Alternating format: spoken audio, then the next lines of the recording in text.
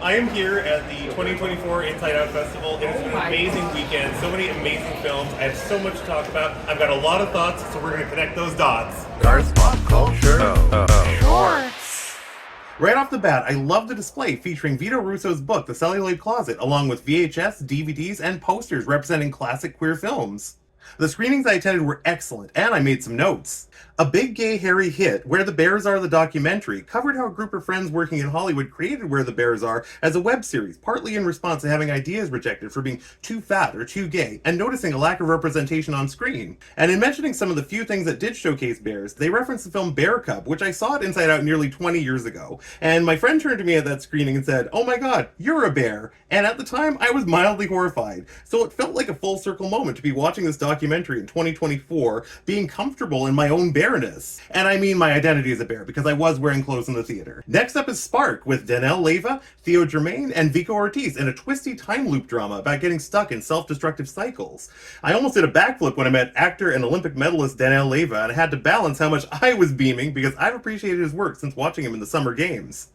Danell plays leather-clad bad boy Trevor and does a great job teasing out the darker layers of his mysterious background, while Aaron, played by Theo, works hard to win Trevor's affection. I also got to meet Theo at Inside Out, and they are fabulous in the role of Aaron. Theo does a wonderful job in conveying the danger of sacrificing or changing elements of yourself in pursuit of someone who doesn't fully return your affections. I've been in that loop many times myself. Theo also appears in Desire Lines, which I'll discuss later. The program guide describes Spark as a cross between Groundhog Day and Vertigo, and I found it really surreal that the day after watching Spark, I saw Groundhog Day on TV. I started to wonder if I was in my own time loop. As for Mother, Father, Sister, Brother, Frank, you take the good, you take the bad, you take Mindy Cohn, Enrico Colantoni, and there you have a hilarious dark comedy about a family banding together to thwart the cruelty of a toxic relative. Sister is Melanie Leishman, brother is Iain Stewart, and brother's husband is Izad Etemadi, who also starred in the amazing short Plant Daddy. One of the most moving scenes to me is a father-son moment when Enrico tells Iain he is stronger and braver than he realizes.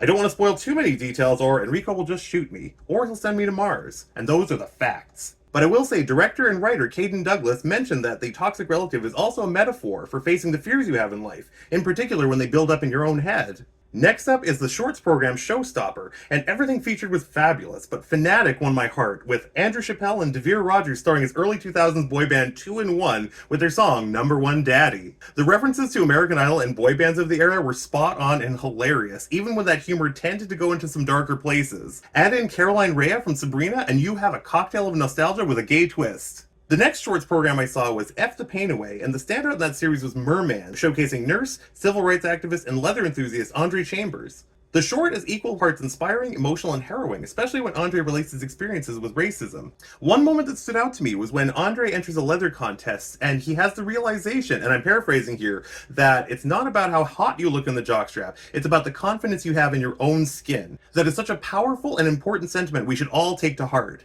I also did 2 virtual screenings when I got home from my weekend at Inside Out. As a TV nerd, I knew I had to see the documentary Bulletproof, A Lesbian's Guide to Surviving the Plot. Regan Latimer does an amazing job tracing less than stellar queer representation in media right through to milestones like Ellen coming out and the watershed moment in 2016 when 7 lesbian or bi characters were killed off on shows over 10 days. That prompted a backlash and an outcry for change. I also appreciated the documentary featuring psychologists explaining why we become so emotionally invested in fictional characters and how their tragic outcomes can be devastating for us. However, Regan notes at the end of the documentary, it's the progress that matters and that representation on screen is a journey, not a destination. I also saw Desire Lines, which did a wonderful job of exploring trans masculinity through a hybrid of fictional drama and documentary interviews. Theo Germaine from Spark plays LGBT archivist Kieran, who guides Aiden Hakimi's character Ahmed through a journey of historical flashbacks, including the dangers and desires found in bathhouses, the stigma of HIV then and now, plus historical footage of activist Lou Sullivan representing one of the first trans men to openly identify as gay.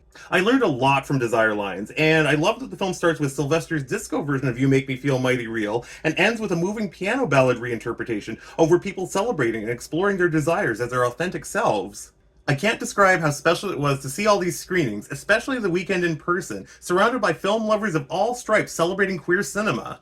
And after attending Inside Out for over 2 decades, I finally became a member this year at the friend level, and it had nothing to do with Joey and Chandler. Head on over to insideout.ca for more information. A big thank you to Jeff Schisler for making my friends and I feel so welcome throughout the festival, and for all of the staff and volunteers that make this possible. I also appreciated the cool swag and stickers I got to pick up, including this amazing homage to I Love Lucy, and that's appropriate because I got to see a Lucy movie at Inside Out 20 years ago. Speaking of Lucille Ball, my next full-length episode will dive into how my love of Lucy opened up a portal into my own homosexuality. Stay tuned because I've got a lot of splaining to do. Garth Pop Culture Shorts.